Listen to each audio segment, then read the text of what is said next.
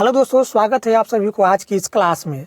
आज की क्लास होगी हम लोगों की सीटेट पेपर 1 में जो आपका प्रश्न पूछा जाता है, ठीक है, 30 नंबर का। तो 30 नंबर का प्रश्न आपका कहाँ से पूछा जाता है, ठीक है, कहाँ से पूछा जाता है, आपको कहाँ से पढ़ करके 30 नंबर आप एग्ज़ाम में ला सकते हैं, किस चीज़ को पढ़ करके, कहाँ से पढ़ना है, कितना पढ़ना है, कौन सा बुक पढ़ना है, आज हम उसके बारे में बताएंगे। और साथ साथ उस चैप्टर को पढ़ेंगे जहाँ से आपका सीटेट के एग्ज़ाम में ईवीएस से प्रश्न पूछा जाता है। तो दोस्तों कुछ नहीं, आपको सीटेट में ईवीएस में 30 नंबर लाना है। आपका सीटेट में ईवीएस जो आपका सीटेट के एग्ज़ाम में ईवीएस में 30 नंबर का प्रश्न आपका पूछा जाता है ईवीएस से, वो 30 नंबर में 30 नंबर लाने के लिए आपको क्या करना होगा कि हम मुझे 30 नंबर मिल जाएगा। क्या करना होगा उसके लिए? उसके लिए कुछ नहीं करना है आपको। उसके लिए सिर्फ आपको 3 बुक को फॉलो करना है। 3 बुक को फॉलो करना है। वो कौन कौन बुक है, कौन कौन सी क्लास का है? पहला है आपका 3rd क्लास, तीसरी कक्षा की ईवीएस पढ़ना है। उसके बाद 4थी कक्षा की ईवीएस पढ़ना है और उसके बाद 5वीं कक्षा की ईवीएस पढ़ना है। इन तीनों क्लास की बुक को आपको पढ़ना है। इन तीनों क्लास की बुक को आपको फॉलो करना है। इसके अलावा आपको कुछ भी चीज़ को पढ़ने की ज़रूरत नहीं है, क्योंकि इन तीनों बुक से ही मिला करके आपका सीटेट के एग्ज़ाम में ईवीएस से प्रश्न पूछा जाता है। तो आप 3 बुक को ही फॉलो कीजिए। आप 3 बुक को ही फॉलो कीजिए। एनसीईआरटी ईवीएस को, एनसीईआरटी ईवीएस को फॉलो कीजिए, जो कि कक्षा 3 से लेकर के कक्षा 5 तक इन 3 बुक को आपको फॉलो करना है। इन 3 किताब को आपको फॉलो करना है। इन 3 ही किताब को आपको पढ़ना है ईवीएस के लिए, ठीक है। तो हम आपके लिए आज जो मेरा क्लास होगी, आज की क्लास में हम उस चैप्टर को लेकर आए हैं जहां से आपके पेपर में सीधे प्रश्न पूछा जाता है, जहां से आपके प्रश्न पूछे जाते हैं आपका ईवीएस में। उस चैप्टर को आज हम पढ़ेंगे। चैनल पर नए हैं तो चैनल को जरूर सब्सक्राइब कर लीजिएगा। हम आपके लिए वही क्वेश्चंस लेकर आते हैं जहां से आपका प्रश्न पूछे जाते हैं। हम आपके लिए फैक्ट और क्वेश्चंस को एनालिसिस करके लाता हूं, जो आपके एग्जाम के लिए बहुत ही महत्वपूर्ण होती है। तो आज हमारा जो चैप्टर है क्लास 4th की NCERT EVS, class 4th class की एनसीईआरटी ईवीएस का आपका पार्ट 5, क्लास 4th की एनसीईआरटी ईवीएस है, जो कि आज हम पढ़ेंगे। इस क्लास की चैप्टर 5 पढ़ेंगे। चैप्टर 5 है आपका अनीता की मधुमक्खियाँ। और किस क्लास का है यह? क्लास 4th की है। क्लास 4th की एनसीईआरटी ईवीएस है और चैप्टर है आपका 5 और चैप्टर का नाम है अनीता की मधुमक्खियाँ। मधुमक्खियाँ से संबंधित प्रश्न आपका पेपर में पूछा जाता है। आपके सीटेट पेपर 1 में इससे प्रश्न पूछा जाता है, मधुमक्खियाँ से संबंधित। तो चलिए पढ़ते हैं उस पॉइंट को जहां से सीधे आपके प्रश्न पूछता है आपके एग्जाम में। जहां सीधे प्रश्न आपके पूछता है आपके एग्जाम में, कहां से प्रश्न पूछता है देखिए। मैं मुजफ्फरपुर जिले के बोचहा गांव में रहती हूं, जो बिहार में है। यहाँ से वो प्रश्न बनाएगा आपको इस तरह कि बोचहा गांव कहाँ है। तो बोचहा गांव जो है ना, आपके बिहार के मुजफ्फरपुर जिले में है।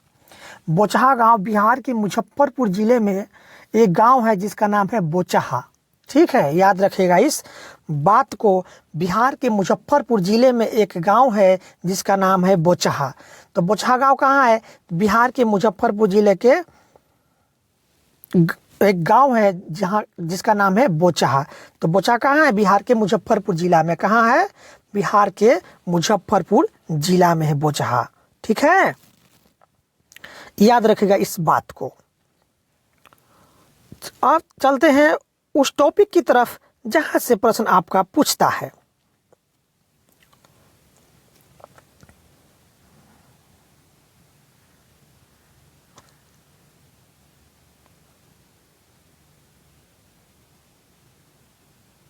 यहां से देखिए, एक बहुत ही इंपॉर्टेंट यहाँ पर एक क्वेश्चन यहाँ पर दिया हुआ है बॉक्स में। चमकता सितारा यानी गर्ल स्टार किसको कहा गया है? तो चमकता सितारा गर्ल स्टार कहा गया है अनीता कुशवाहा को। ठीक है, किसको कहा गया है? अनीता कुशवाहा को कहा गया है। यहाँ से कोई प्रश्न बना देगा आपको कि गर्ल स्टार चमकता सितारा, जिसको चमकता सितारा यानी गर्ल स्टार किसको कहा गया है? तो अनीता कुशवाहा को कहा गया है। ठीक है, अनीता कुशवाहा को। चमकते सितारे उन साधारण लड़कियों की असाधारण कहानी है जिन्होंने स्कूल जाकर अपनी जिंदगी बदल दी। बच्चों से किताब के अंतिम पृष्ठभूमि पर दिए गए भारत के नक्शों में बिहार ढूंढने को कहे। तो गर्ल स्टार किसको कहा गया है? अनीता कुशवाहा को कहा गया है। इस बात को आप याद रखिएगा। फिर चलते हैं मेन टॉपिक की तरफ, जहां से आपका प्रश्न पूछता है आपके पेपर में। देखिए कहां से प्रश्न आपको उठाएगा आपके पेपर में। उस बिंदु को हमको पढ़ना है जहां से एग्जाम में प्रश्न आपको बनाता है।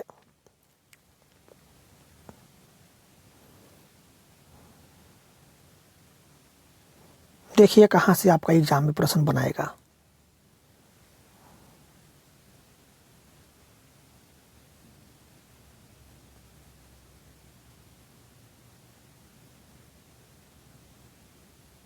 देखिए यहां से एक प्रश्न बना देगा आपको, यहां से प्रश्न बना देगा आपको।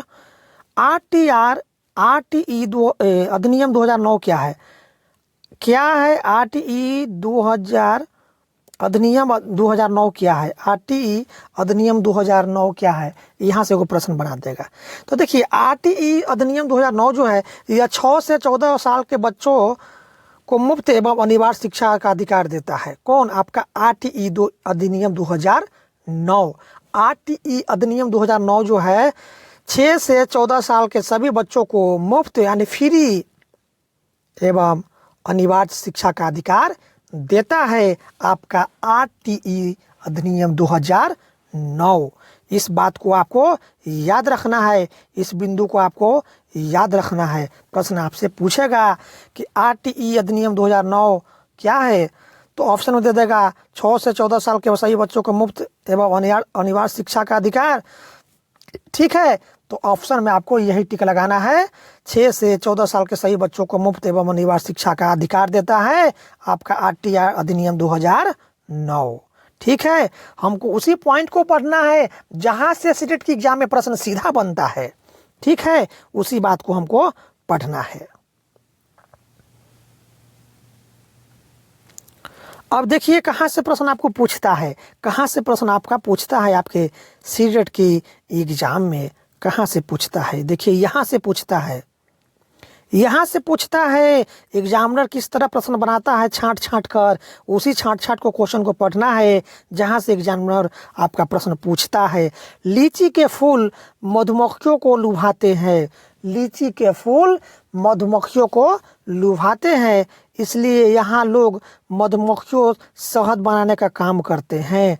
लीची के फूल जो है मधुमक्खियों को लुभाते हैं। ठीक है, लीची के फूल मधुमक्खियों को लुभाते हैं, इसलिए यहाँ के लोग मधुमक्खियों को पाल करके क्या है शहद बनाने का काम करते हैं। कहाँ के लोग? तो बिहार के मुजफ्फरपुर जिले के बोचहा गांव के जो लोग होते हैं वहाँ के लोग मधुमक्खियों को पाल करके शहद बनाने का काम करते हैं। ठीक है, इस बात को याद रखिएगा आप, इस बात को याद रखिएगा आप। ठीक है, और लीची के फूल जो है मधुमक्खियों को लुभाते हैं, इसलिए बिहार के मुजफ्फरपुर जिले के जो बोचहा गांव के लोग हैं वह मधुमक्खियों को पालकर शहद बनाने का काम करते हैं। ठीक है, इस बात को याद रखिएगा, यहाँ से प्रश्न आपको पूछता है। अक्टूबर से दिसंबर, यहाँ से कोई प्रश्न बनाएगा। यहाँ से देखिए किस तरह से एग्जामिनर छांटता है लाइन को, प्रश्न को। अक्टूबर से दिसंबर तक समय मधुमक्खियों के अंडे देने का होता है। अब यहाँ से प्रश्न को बना देगा आपको कि मधुमक्खियों का अंडा देने का समय मधुमक्खियों का अंडा देने का समय क्या होता है? तो अक्टूबर से दिसंबर। मधुमक्खियाँ किस महीने में अंडा देता है? तो अक्टूबर से दिसंबर। अक्टूबर से दिसंबर जो होता है वह मधुमक्खियों का अंडा देने का समय होता है। तो मधुमक्खियों का अंडा देने का समय क्या होता है? अक्टूबर से दिसंबर। प्रश्न घुमा देगा इस तरह कि मधुमक्खियाँ जो है किस महीने में अंडा देती है? तो अक्टूबर से दिसंबर में, अक्टूबर से दिसंबर में। यानी अक्टूबर से दिसंबर जो होती है यह मधुमक्खियों को अंडा देने का समय होता है। मधुमक्खियाँ पालन शुरू करने का सबसे अच्छा समय यही होता है आपका अक्टूबर से दिसंबर। तो प्रश्न किसी भी तरह से घुमाएगा आपको याद रखना है, आपको याद रखना है कि मधुमक्खी पालन करने का समय आपका है अक्टूबर से दिसंबर, अक्टूबर से दिसंबर, क्योंकि इसी समय जो है ना मधुमक्खियाँ जो है अंडे देती है। कौन सा समय में? अक्टूबर से दिसंबर समय में, ठीक है। और मधुमक्खी पालन करने का यह सबसे उपयुक्त समय माना गया है, अक्टूबर से दिसंबर। तो प्रश्न इस तरह से घुमा देगा आपको कि मधुमक्खियाँ किस समय अंडा देती है? तो अक्टूबर से दिसंबर। मधुमक्खियाँ किस महीने में अंडा देती है? तो अक्टूबर से दिसंबर, ठीक है। मधुमक्खियाँ पालन करने का समय कौन सा समय है? तो अक्टूबर से दिसंबर। किसी तरह से प्रश्न घुमाएगा आपको याद रखना है अक्टूबर से दिसंबर। चलते हैं अगली तरफ। इसी तरह प्रश्न आपको पूछता है छांट छांट करके, तो हमको उसी प्रश्न को पढ़ना है जहां से प्रश्न आपका एग्जाम में पूछा जाता है, जहां से एग्जाम में आपका प्रश्न पूछा जाता है उसी प्रश्न को पढ़ना है जहां से मुझे एग्जाम में पूछा जाता है। चलते हैं अब अगले इसका मेन टॉपिक की तरफ। यहाँ से प्रश्न पूछता है, यहाँ से प्रश्न पूछता है लीची के फूल फरवरी में खिलते हैं। देखिए यहीं से प्रश्न बनाएगा आपको। लीची के फूल किस महीने में खिलता है? तो फरवरी में।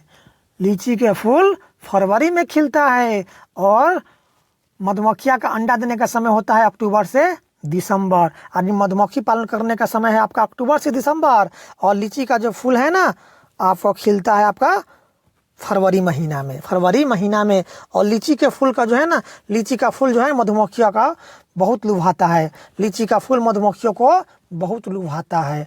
और लीची का फूल जो है फरवरी माह में खिलता है, फरवरी महीना में खिलता है लीची का फूल। और अक्टूबर से दिसंबर जो महीना होता है, अक्टूबर से दिसंबर का जो महीना होता है उस समय मधुमक्खी का अंडा देने का समय होती है, और उसी समय जो है मधुमक्खी पालन करने का उपयुक्त समय माना गया है आपका अक्टूबर से दिसंबर। इस बात को आपको याद रखना है अपने दिमाग में, ठीक है। हर बक्से में 12 किलो शहद मिलता है। एक बक्से में जो है 12 किलो शहद प्राप्त होती है मधुमक्खी से, ठीक है। एक बक्से में मधुमक्खी से कितने किलोग्राम शहद प्राप्त होती है? तो 12 किलोग्राम शहद प्राप्त होती है एक बक्से से। तो जो प्रश्न पूछता है उसको पढ़ते चलना है जहां से प्रश्न बनाता है, ठीक है। जहां से प्रश्न आपको बनाता है उसको पढ़ते चलना है कहां से प्रश्न बनाता है। यहाँ से प्रश्न बनाता है, यहाँ से प्रश्न बनाता है, यहाँ से प्रश्न बनाता है। हर छत्ते में एक रानी मक्खी होती है। हर छत्ते में एक रानी मक्खी होती है। प्रश्न इस तरह बनाएगा कि मधुमक्खी के छत्ते में मक्खियों के छत्ते में अंडे देने का काम कौन करती है? तो देखिए हर छत्ते में एक रानी मक्खी होती है। हर छत्ते में एक रानी मक्खी होती है जो अंडे देती है। तो मधुमक्खियों का छत्ता में अंडे देने का कार्य कौन करती है? रानी मक्खी। रानी मक्खी जो है वह अंडे देने का कार्य करती है, और हर छत्ते में एक रानी मक्खी होती है जो अंडे देने का काम करती है। प्रश्न बनाएगा आपको कि मधुमक्खियों के छत्ते में अंडे कौन देती है? तो ऑप्शन दे देगा रानी मक्खी, दूसरा दे देगा आपको नर मक्खी। तो ऑप्शन आपका सही कौन होगा? रानी मक्खी। रानी मक्खी जो है अंडे देने का कार्य करती है। रानी मक्खी क्या है? अंडे देती है, और हर एक छत्ते में रानी मक्खी होती है जो अंडे देती है। तो अंडे कौन देता है आपको? रानी मक्खी अंडे देती है। कौन देती है? रानी मक्खी अंडे देती है। इसी तरह यहाँ से प्रश्न उठा देगा आपको प्रश्न आपके पेपर में। छत्ते में कुछ नर मक्खी भी होते हैं। छत्ते में क्या है? रानी मक्खी के अलावा कुछ नर मक्खी भी होते हैं। छत्ते में बहुत सारे काम करने वाली मक्खियाँ भी होती है। छत्ते में बहुत सारे काम करने वाली क्या है, श्रमिक मक्खियाँ भी होती है। ये दिन भर काम करती है, शहद के लिए फूलों का रस ढूंढती है। जब किसी मक्खी को रस मिल जाता है तो वह एक तरह का नाच करती है, उससे दूसरी मक्खी को पता चल जाता है कि यहाँ रस है। ठीक है, तो यहाँ से भर भर के प्रश्न पूछता है मधुमक्खियों से आधारित प्रश्न आपको पूछता है आपके एग्जाम में, आपके पेपर में, कि हर छत्ते में एक रानी मक्खी होती है जो अंडे देती है। छत्ते में कुछ नर मक्खी होते हैं, ठीक है, छत्ते में कुछ नर मक्खी होते हैं। छत्ते में बहुत सारे काम करने वाली मक्खियाँ भी होती है। तो नर मक्खी जो होते हैं ना, उसके काम कुछ नहीं होता छत्ता का, छत्ते में कुछ काम नहीं होता, नल्ला उसको कहते हैं। नर मक्खी का कोई काम ही नहीं होता है छत्ता में, ठीक है। तो छत्ते में कुछ नर मक्खी होती है लेकिन उसका कोई काम नहीं होती है। रानी मक्खी का काम है अंडे देना, और जो श्रमिक जो मक्खियाँ होती है वो दिन भर क्या करती है, काम करती है, शहद के लिए फूलों का रस ढूंढती है। और जब किसी मक्खी को रस मिल जाता है तो वह क्या करता है, एक तरह का वह नाच करती है, जिसे देख करके दूसरे मक्खियों को पता चल जाता है कि रस कहाँ है, वे रस से शहद बनाती है। ठीक है, जब एक मक्खी को जब रस को पता चल जाता है तो क्या करता है, वह एक तरह के डांस करती है, जिससे वह दूसरे मक्खी को ही पता चल जाता है कि वहाँ पर क्या है, रस है। ठीक है, इस बात को याद रखिएगा। ठीक है, जब किसी मक्खी को रस मिल जाता है तो एक तरह का क्या करती है, वह डांस करती है, एक तरह की नाच करती है, उससे दूसरी मक्खी को पता चल जाता है कि रस कहाँ है, बेरस से शहद बनाती है। मक्खियाँ क्या है, रस से शहद बनाती है। छत्ता बनाने का काम भी इन्हीं का होता है। छत्ता बनाने का काम भी कौन करता है, आपका जो श्रमिक मधुमक्खियाँ जो होती है वह दिन भर रस ढूंढ कर लाती है शहद बनाने के लिए, और छत्ते बनाने का काम भी इन्हीं बेचारी की होती है। किनको, श्रमिक मधुमक्खी की। ठीक है, और बच्चों का पालना भी ये ना हो तो छत्ते बने और ना ही शहद इकट्ठा हो।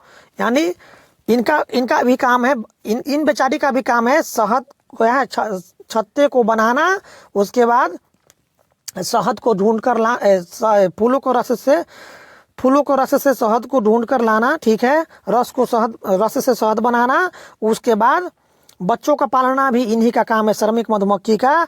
ठीक है, यदि यह ना हो तो न शहद ही बन पाता है और न ही फूलों के रस से न ही शहद इकट्ठा हो पाता है। यानी शहद के बिना छत्ते की सारी मधुमक्खियाँ भूखी रह जाती है। ठीक है, तो नर मक्खी छत्ते के लिए कुछ खास काम नहीं करती है। यानी नर मक्खी जो होता है ना, वो छत्ते के लिए कुछ काम नहीं करती है, उसको नल्ला होता है, कोई काम नहीं करता है नर मक्खी जो होता है।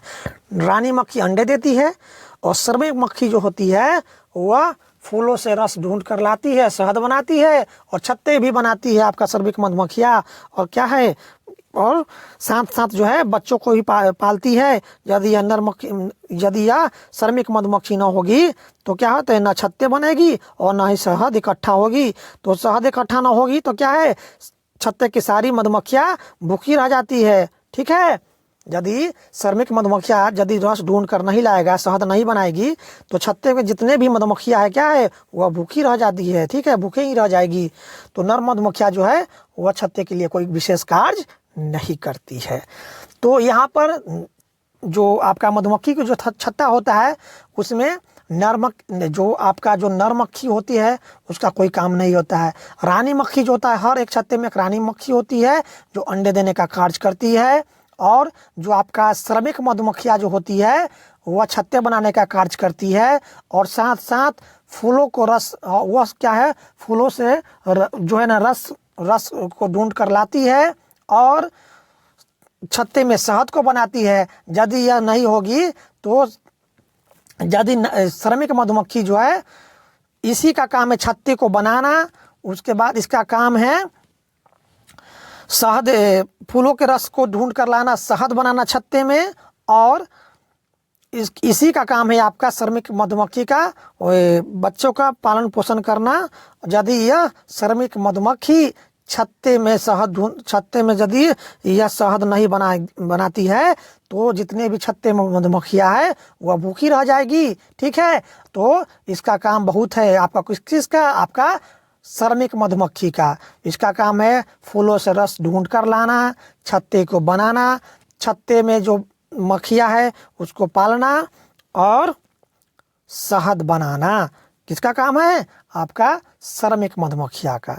और नर मक्खी जो होता है उसका कोई काम नहीं होता है छत्ते में, नर मक्खी का कोई काम नहीं होता है। रानी मक्खी का काम है अंडा देना और श्रमिक मधुमक्खी का काम है फूलों से रस को एकत्रित करके लाना, छत्ते में शहद बनाना और छत्ते को बनाना।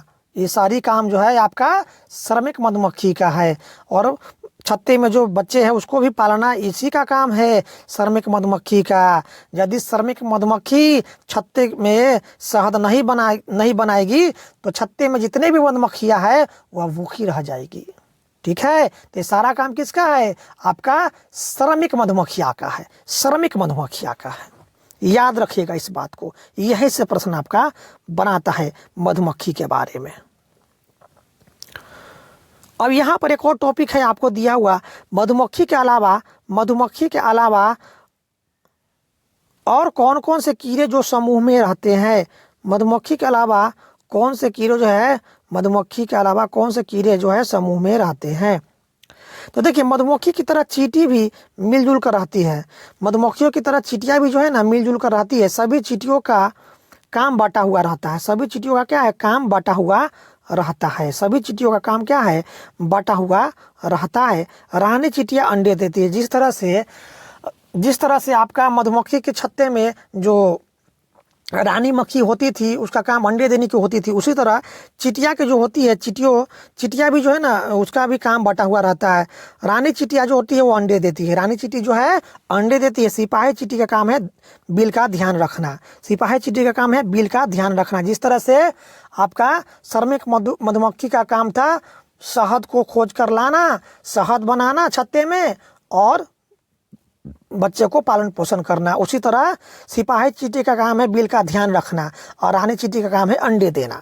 ठीक है, और सिपाही चींटी का काम है बिल का ध्यान रखना और काम करने वाली जो चींटियां है भोजन को ढूंढकर बिल तक लाती है। जिस तरह से मधुमक्खियाँ जो श्रमिक मधुमक्खी होते थे वह दिन भर जो है ना फूलों से रस एकत्र करके छत्ते में लाना और शहद बनाना काम था, उसी तरह जो सिपाही चींटी का काम था आपका बिल का ध्यान रखना और काम करने वाली जो चींटी होती है वह भोजन ढूंढ कर लाती है बिल तक।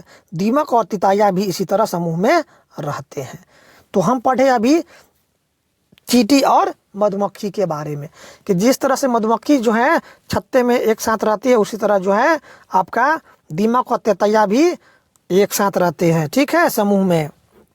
चींटी के बारे में पढ़े कि चींटी जो है ना चींटी में रानी चींटी जो है अंडे देती है। उसके बाद सिपाही चींटी जो है वो बिल का ध्यान रखती है।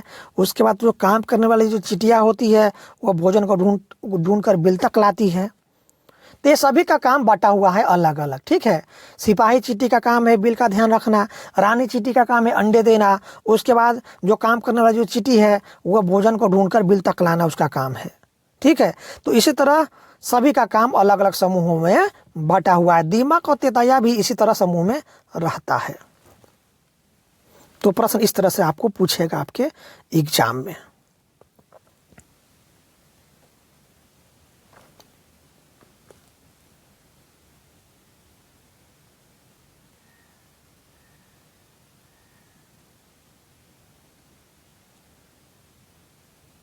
तो इस तरह से दोस्तों जितने भी आपका एग्जाम में प्रश्न जो इस चैप्टर से पूछा जाता है आपको उस सभी चैप्टर में उस सभी आपका प्रश्न को हम पढ़ा दिए। इस चैप्टर में इतना ही प्रश्न आपको पूछता है आपके एग्जाम में। इस चैप्टर से इतना ही प्रश्न आपका पूछता है आपके एग्जाम में। जितने भी मेन टॉपिक था आपको हम पढ़ा दिए, इसके अलावा आपके इस चैप्टर से कोई प्रश्न नहीं पूछता है। ठीक है, तो इस चैप्टर में इतना ही से आपका प्रश्न पूछता है आपके ईवीएस में। ठीक है, तो दोस्तों वीडियो कैसा लगा एक आप अपना सुझाव अपने कमेंट बॉक्स में ज़रूर दीजिएगा। वीडियो कैसा लगा आपको कमेंट बॉक्स में ज़रूर बताइएगा। ठीक है, हम आपके लिए लगातार इस तरह से क्वेश्चन लेकर आते रहूँगा। ठीक है, चैनल को ज़रूर सब्सक्राइब कर लीजिएगा। फिर मिलते हैं अगले चैप्टर के साथ। वीडियो देखने का आपका बहुत बहुत धन्यवाद।